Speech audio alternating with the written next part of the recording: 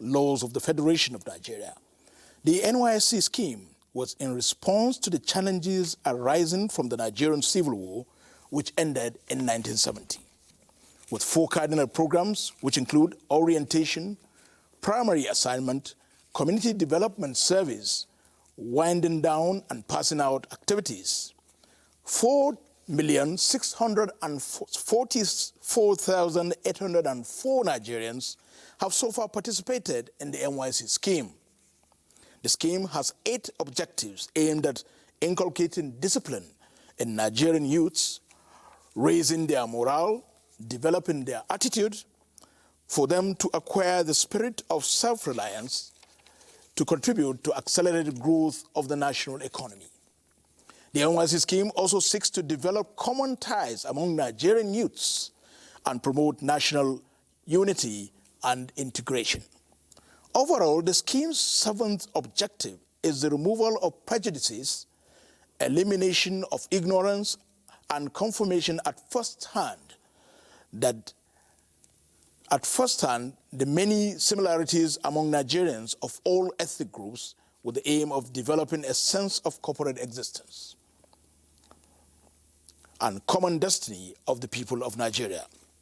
The then federal government that introduced the NYSC scheme in 1973 under the leadership of General Yakubu Gowon sought to harness the potentials of educated Nigerian youths for implementation of its post-war policy of reconciliation, reconstruction, and rehabilitation. Now in 2019, after 46 years, observers argue that with the current challenges of banditry, insurgency, war on terror, poverty, and corruption, Nigerian youths, who are reported to be almost half of Nigeria's estimated 200 million population, are both victims and solutions to the challenges. This edition of Platform focuses on harnessing Nigeria's educated youths through the NYSC scheme. Our guest is the Director General, NYSC, Brigadier General Shuaibu Ibrahim, FSS, MSS, DSS. He holds a PhD in history from the University of Abuja, a master's degree in arts, and bachelor's degree, all in history, from the University of Jos, and also holds a postgraduate diploma in education from the Tai Solarin University of Education, Ijebode.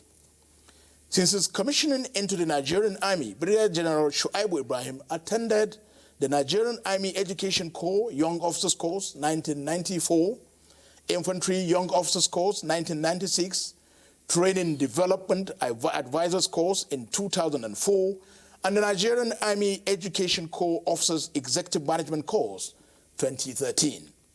Brigadier General Shuaibu Ibrahim had served in various capacities across Nigeria.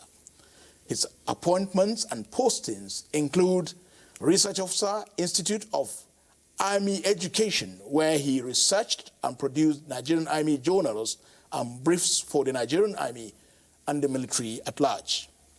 He was military assistant to the Director General, NYSC, 1996 to 1999, lecturer, Nigeria Defense Academy between 2000 and 2004, and between 2004 and 2009, he served as Staff Officer 1, Military History at the National Defense College. Brigadier General Shuaibu Ibrahim was Commandant, Command Secondary School, Suleja between 2012 and 2014, and served as Head of Department of History and War Studies, Nigerian Defense Academy between 2015 and 2018. He was appointed Registrar, Nigerian Army University, Borno State, and served between 2018 and 2019, from where he was appointed the 18th Director General of the NYSC on the 10th of May, 2019. Brigadier General Shuaibu Ibrahim, Director General, NYSC, welcome to Platform. Thank you very much. As usual, we have our panelists, and they are Olayinka Ojo of the NTA Education Desk. Thank You're you. welcome. Thank you. And of course, our regular panelist, Ruth Aguele of the NTA Network Current Affairs Thank Unit. Brigadier General Shuaibu Ibrahim, welcome once again. Thank you very much. You are certainly back to familiar terrain. As Director General NYSC in 2019, you were the military assistant to a former Director General of the NYSC in 1996 to 1999. So upon assumption of office in May, what did you meet? What are your observations? I feel highly happy that I'm back to where I belong, because since I left the scheme 20 years ago, I have kept touch with the scheme, because most of the staff are friends. I see them, I see myself as part of the NYSC family, and it is a privilege and honor for Mr. President to appoint me as Director General. So it's like I wear the shoes and I know where it pinches. So I believe I have a lot that can also contribute to move the scheme to the next level. So what were your first impressions? Of course, on the receiving of the brief, I just asked the director what has changed. And from the observation, I could see one or two other several things that need to be done. I give kudos to my predecessors. They've done very well, and I need to build on what they have done, and also see how we can also carry the scheme to a greater height. You are reported to have outlined 5 critical areas during your maiden press briefing that you intend to tackle. Maybe you should let us into that as we begin the discussion proper. One of which is to tap the potentials of the NYSC, the core members. They are very skillful, very talented, and if we can harness their potentials, they will continue to move the country to the next level. And also, we need to strengthen our technological base of the scheme, because things have changed. When we were there, our mobilization process was manual. But on assumption of office, I can see there's a lot of improvement. We've gone IT now, and I need to build on it to see how we can further computerize our operations. And also the issue of security and the welfare of the core members. I need to also work on that, as well as the welfare of my staff. It's very, very paramount to me. And then also, NYSC, of course, cannot do it alone. There is a need for us to collaborate with other stakeholders, and that is on assumption of office. I took the pains to go around our various stakeholders and collaborating agencies so that we can rejig our partnership, so that we can see how we can move the NYSC to a greater height. Okay, sir, you said one of your priorities in the scheme is the welfare of core members. With regards to the new minimum wage, what are your plans? I've been asked this question. I've gone around the 37 camps of the Federation, and most of the core members asked me about the new increment minimum wage.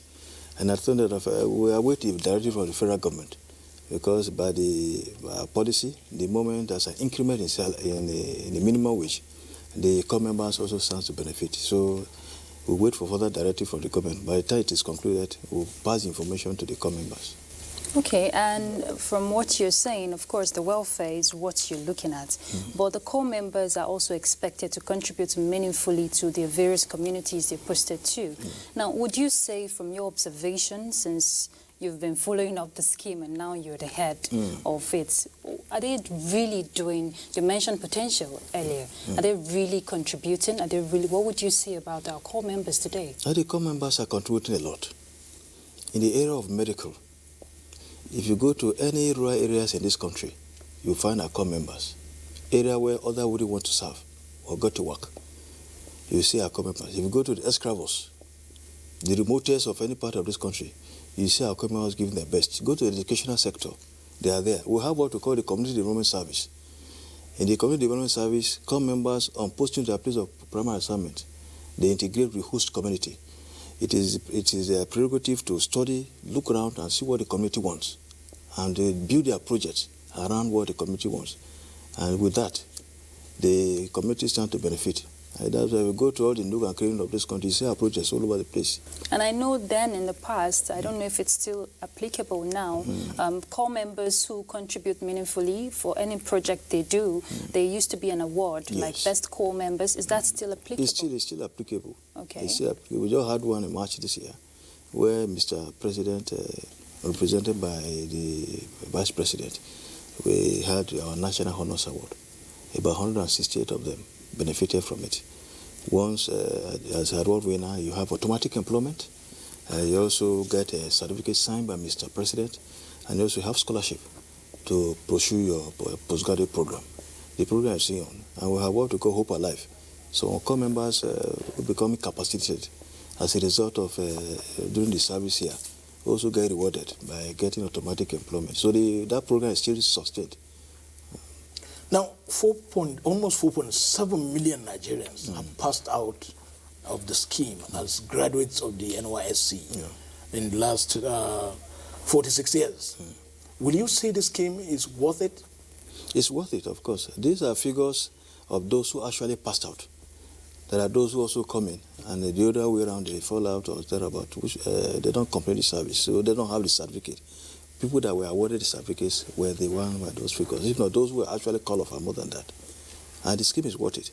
Just as I said earlier, the scheme has contributed immensely to our national development. There's no nook and cranny of this country. As I said, you don't find core members. You know, in the medical, if you go to IDP, when I visited Borno State, I went to IDP camp in Meduguri, and I saw my core members teaching. You know, they integrated with the community. I said, we are told this is a core member, you will know. I said, when they are in uniform. But they are all core members. In medical, you see, they carry out outreach for the indigent people. You see, there are even bridges. You see, our core members, they get involved. In the theater, our core members are there. So they have a lot of potential that the country should continue to tap because they are the leaders of this country. When you see they are in all the crannies of Nigeria, that brings us to the challenge of security. Yes. What are you doing about that? You know, we're into partnership and collaboration with our security agencies. Where there are challenges, we don't post our core members there. Where there are issues of security, we go through our security agency, they assess the situation and advise accordingly, and we comply. Once there's an improvement in the security, we'll post our core members there. So we have such an arrangement on ground, and we're not having any challenges when it comes to the issue of security. But we still get to see some core members still influence their posting. A lot of them don't want, like maybe people coming from the south who want to go to the north. And if from what the anchor said about the NYSC scheme, which was meant to create harmony between Nigerians, now if they continue influencing their posting, do you think the whole purpose of this scheme will be achieved? Because it's supposed to be an interaction. Yes. Yeah. Of course, it is when you are a chance, maybe the next orientation exercise, I will invite you to accompany when I go on tour. You will see that some of these, of course, are there. In any organization, will have some bad eggs. One or two, of course, once they apply for change, it does not mean that the entire organization is thrown above board. Those who apply for concessional posting, sometimes will find time to educate them. I can assure some of them change. They change their mind where they get posted to places other than maybe where their parents, out of fear, for security. When they get there, I can assure you that this core member, they stay. Well, we lost 3 core members, unfortunately, in Katsina recently, and the victims are all from the southern part of the country. You know, they're from the southern part. If you go to Katsina, Sokoto, Zamfara, you see them there because they are younger ones and they are very adventurous, and they are very patriotic. They want to serve. But what about their parents? Of course, we try to allay the fears of the parents. We allay the fears of the parents, and me as the management, we try as much as possible to carry the core members aboard. Their welfare is very, very paramount to us, and that is why if you observe, wherever there are issues, I'm there within a short notice to encourage them. And for challenges or security, I don't think we have much problem because we're into partnership, just as I said earlier, with the security agency. We get advice, they monitor activities, and the government is very, very serious on the welfare of the core members. You could see when we lost during the Shia protest in Abuja, we lost a core member, a patriotic Nigerian. You could see the patriotic, the government. The president issued a statement. Mr. Vice President, on behalf of the president, paid a visit to the family in Zaria.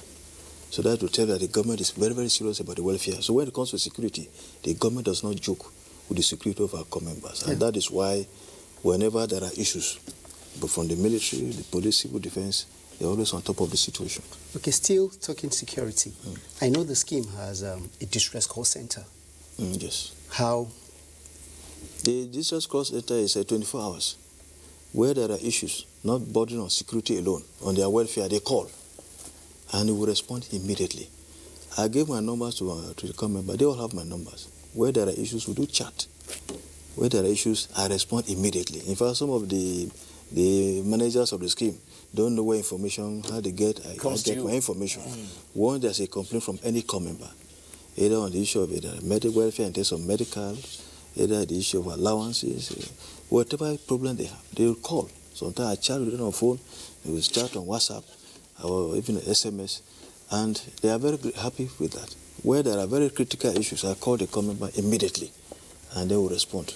Even the issue of security, if there are any security challenges, they respond, because that's why I took my time to go around the 37 camps to interact with the core members, give them my number, because when I start discussing with them, I tell them I'm standing there with two capacities.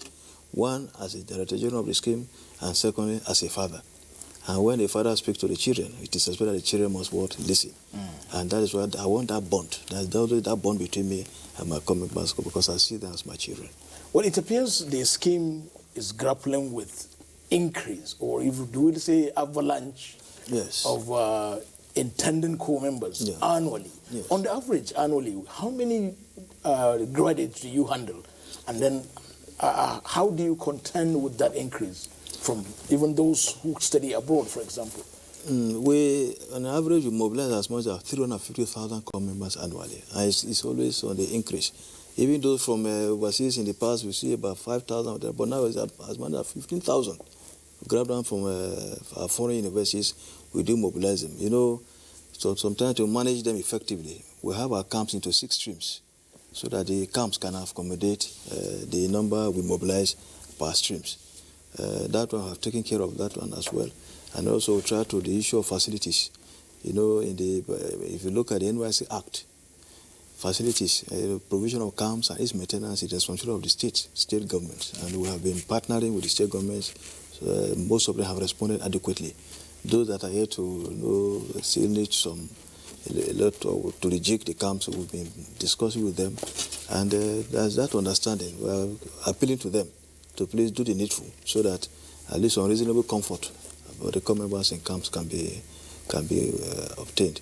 So for that, we are doing well, and things are moving. But don't you think that provision of the Act is making it look like the entire scheme will be at the mercy of a particular state government, for example? Wouldn't you want a situation whereby you amend that provision so that you can take hold of your camp? No, the camps as provided. So mostly our permanent orientation camps, they are for the scheme. It's given to the NYSC. When it is built, the NYSC, they can't belong to the NYSC, but it's just that the maintenance is the responsibility of the state.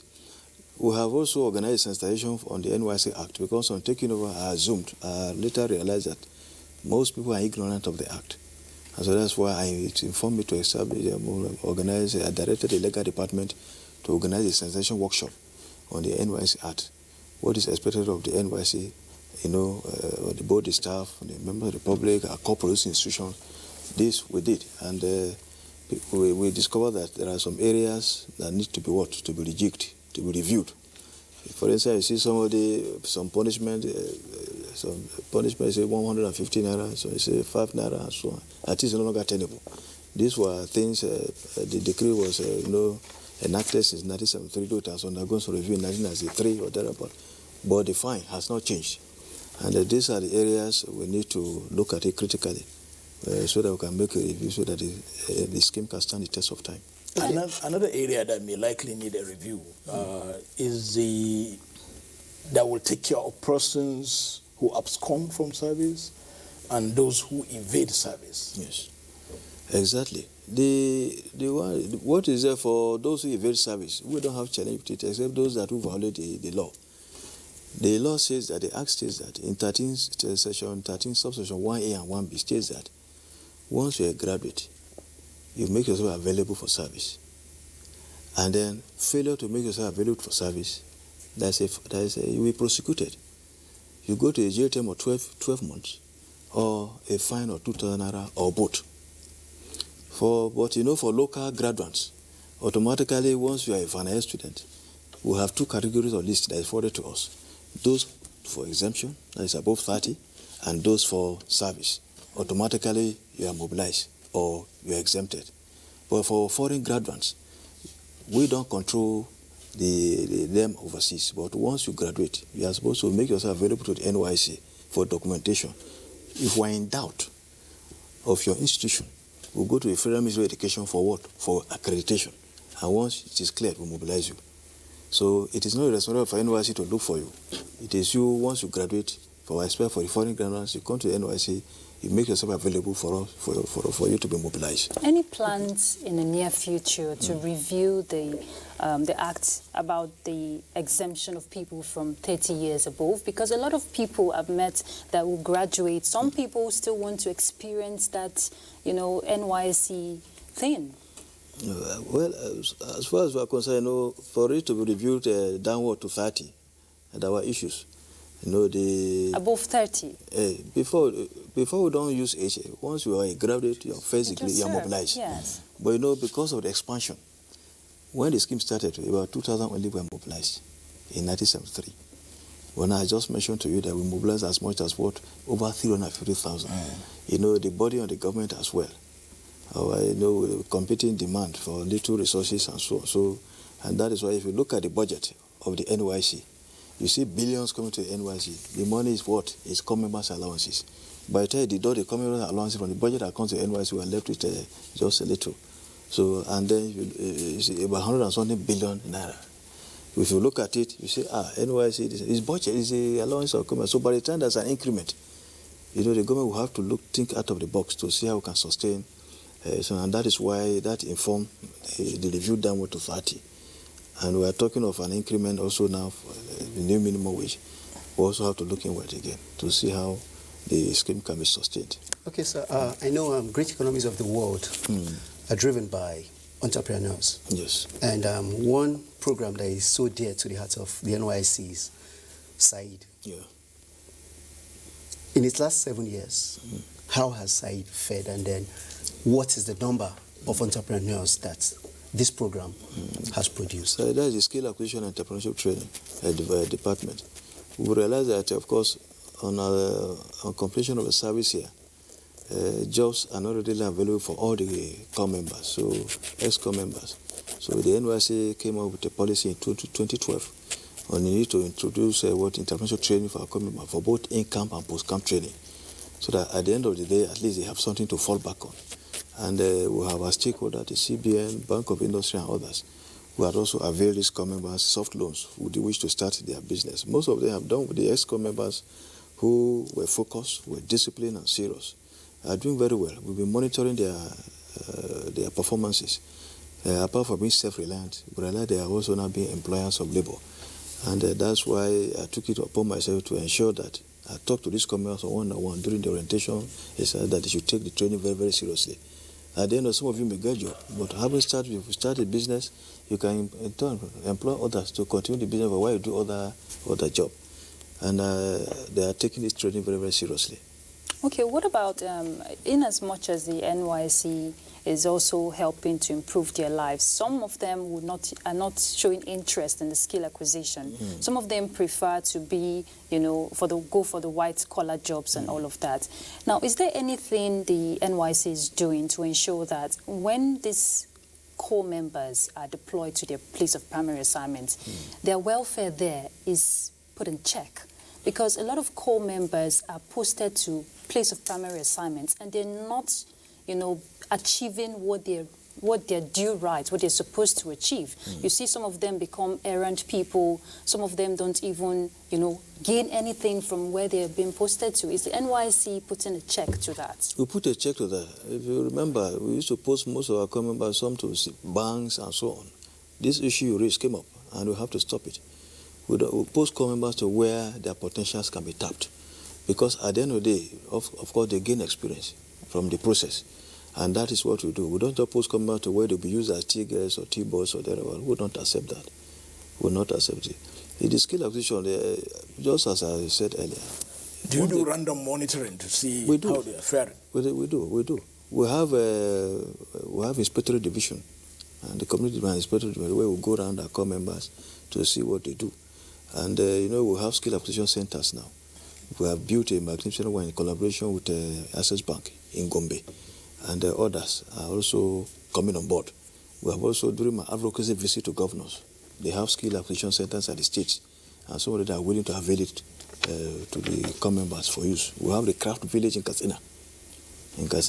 So they are collaborating with our core member, with the NYSC Katsina State, for our core members to really learn. I went around and I could see the potentials of our core members, the skills they have. And in the theater, we need to see what our core members are doing. When I organized a meeting with the African universities, my core members were used to entertain and pass message in line with what... But what I'm really particular about is, he just asked about the monitoring. Yes. How often does the NYSC go to check all of this? Because employers, a lot of employers are taking advantage of them. So how often? We do. That's why we have a co-employers workshop, where we bring all the co-employers together, we interact, we interface, and then review our activities, where there are challenges, the success and challenges, and then we already act. Areas that they run foul of our law, we say no, and we warn them. And once they don't change, we don't post commitment to such organizations anymore. And that's what we do. We bite as well. Okay, I know the scheme recently attended a stakeholders forum organized by the Central Bank, Yes. in line with the diversification drive of the present administration. Yes. And I know the scheme has a lot of farm settlements. Yes. What is the scheme doing to revive some of these settlements, these farm settlements, as well as your garment factory? Yes. One of my cardinal program is rejigging the skill acquisition and our ventures. This we have started. We produce some of our uniforms too. When I went around the one in Mina, and I said they should be providing supply to the scheme. And also we are now trying to promote local content in line with the government policy. This we are trying to do. Our farms, since we are coming on board, we've been expanding. We are trying to produce birds. Even the last orientation, some of our farms supply these birds to our camps. And we are trying to work and expand so that we can also, our food items can also we produce them. And also we have rice farms, and we produce much. So during the orientation exercise, we got some of these rice to our camps to feed our core members. And we want to continue to build on it. I've directed that I want all the states also to set up bakery, water factory, and so on. This we do. We have one already in Kubwa. We have a bakery in Kubwa. We have triple water factory also in Kaduna, and so on and so forth. So we want to expand that so that all the states of the federation should have it, so that instead of buying bread from the market, we take them from our bakery, give our customers, and in turn also sell, get approval from NAFDAC, so that can also sell to the general public. Because we have to start thinking out of the box, so that we see where we can also see what the government is doing. We need to look inward to see that we also come in and alleviate what the government is expending on the scheme. And that is why the issue of review of the act will also come in, so that we can have a leverage to go into establish other consultancy services, because the scheme, all the core members are all disciplined from all fields, human endeavors, so that we can tap on this discipline, see how we can also generate revenue, and also augment what the government is expending on the scheme. Apart from having the entrepreneurial scheme and the skill acquisition and all that, are you thinking of bringing in the private sector to support the scheme in terms of funding and logistics? Yes, of course. That's why we're going to partnership. In the skill acquisition, we're going to partnership with several stakeholders.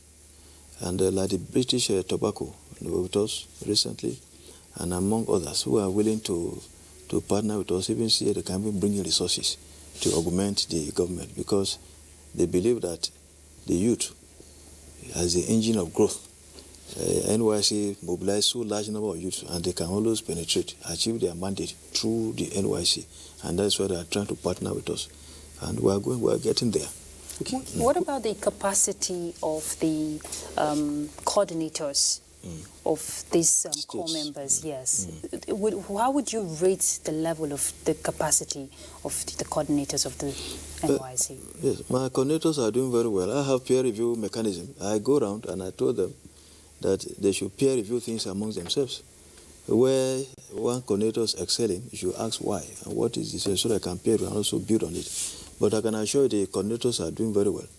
Those that are found wanting, I'll get you out of that place immediately. Because I don't want to take nonsense. Well, the welfare of my corps members is very, very paramount. I say where there are issues, immediately they have to tackle it. They cannot do otherwise, because when they see me give my numbers to corps members, I send text to them, forward complaint from corps members immediately to them, and I act. And when I go on tour of camps, nobody has my itinerary. Okay, sir, you just see me appear in your camp. I just appear in your camp on schedule, and I continue my work.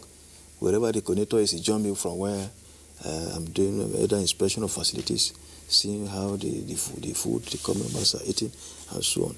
So mostly they don't know my itinerary. Because why did I do so? Because I want to put everybody on edge, so that everybody should be up and doing. Because if I should tell them this is my itinerary for the orientation, that from Ondo I'll move to Oyo, from Oyo, no. You see me in Sokoto, the following a day or two, you see me in Akwa Ibom, from Akwa Ibom, and that is how I do my. All the coordinators, they're on their toes, and are doing a wonderful job, because they know the welfare of corps members. I don't joke with it. I don't want to hear any complaint from any quarter on my study coordinators, so they're doing well. Yes, with the increasing number of youth corps members yearly, you recently went round the recently concluded orientation exercise, where some fake corps members were apprehended. At present, they are registering. Prospective corps members are already registering. What modalities do you have in place now to checkmate some of these anomalies? Coming on board, I realized that we interacted with some corps members, and when you see the language and so on, and also got letters from corps employers complaining that the quality of some of these corps members posted to them is quite alarming. So, and the NYSC Act, Section 37 gave us powers not to mobilize unqualified corps member graduates. So how to set up a mechanism to check the graduates we mobilize. And what we discovered was quite alarming. And I said under my watch, I will not take it. Because when you say alarming, and what percentage are you talking about? It's quite huge, especially from these West African universities. Like Benin Republic and... Benin Republic, Ghana, and so on, West African universities. And that informed why I have to call a meeting of the African universities, co-producing universities. We invited the Ministry of Education, the Foreign Affairs, the NUC, to come on board for us to hold a meeting and interact with these foreign universities. Where I read my right out to them that we are not going to take it. You sell certificates and so on. And those we caught tell us amount they sold the certificates. And so the credibility of the university is at stake. And we cannot produce nonsense and give Nigeria. So we are not going to accept it. And all those corps members we caught, this last camp, we handed them over to the police. And I followed through to ensure that they are prosecuted. And we are getting there. And all the information from the investigation by the police, the state services, and the security and NCSG were quite revealing. And I have just compiled the reports now, forwarded to the IG, comprehensive report to the IG, the DGDSS, and the Civil Defense for a comprehensive overhaul of the system. Because on some of the local universities that are affected, we have also retained them, and some of them have even suspended them, provisional suspension, until they resolve their mobilization process. We are not going to take it, because some universities will give us students on sandwich program, some who have not carryovers that have not graduated. They find their names into our list. So we get some students from another university, maybe which courses have not been accredited, and bring the list to another university for us to mobilize them. This we have investigated and we have caught them. And we have such universities have been suspended. I have cause to meet with the vice chancellors, the rectors, and provost in Bongon in a meeting organized by JAMB registrar. And I addressed the gathering. And I said under my watch, I will not accept it. And any school that mobilizes people that are not qualified, we are going to blacklist such institution. And this we are determined to achieve. So I say for once, let us do the right thing. And the NYSC, we are determined to do that. So far, he asked the measures you have put in place. The measures we've taken in place. As you begin the process of mobilization. Yes, what we do, just as I said earlier, we have the Act empowers us not to mobilize unqualified Nigerians. So we put a mechanism in place for those foreign graduates who comes around. Apart from screening from either the Ministry of Education and others, We also have our own mechanism of checking, to recheck. And once we check, through physical verification, not just online registration. Apart from the online registration, we do physical verification. During the physical verification, we confirm. Just yesterday, a graduate has an MBBS. Just mere interaction with him, he discovered that we're almost getting there. He said he was going to ease me, so he ran away and abandoned the certificate with us. So many. So like he that. claimed to be a He medical claimed to be a doctor. medical doctor. But what will make, a lot of people have asked this question concerning this fake call member thing. What will make someone just want to go and, act